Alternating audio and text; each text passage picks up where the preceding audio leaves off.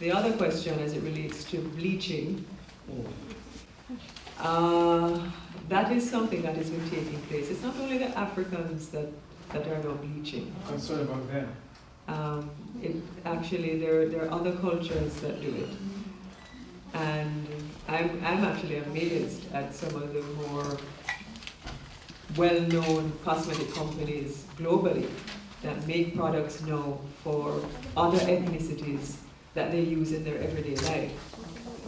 What is happening in Jamaica is that they're taking it to another level.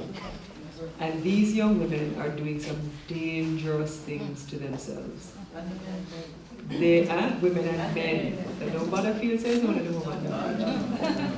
They're mixing bleach, peroxide, hair relax, all kinds of things. And for them, apparently, it's a style. For them, apparently, it's something else. It's unfortunate that people are not comfortable with the way they look.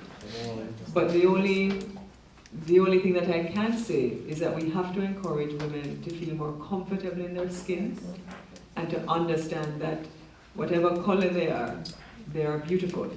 And for the underground market that sells these things to be patrolled, and so they have to realize too that they're damaging themselves physically. Because if you strip down your epidermis so far that your blood vessels start to show, I mean the nurses are here, you're prone to all kinds of different things.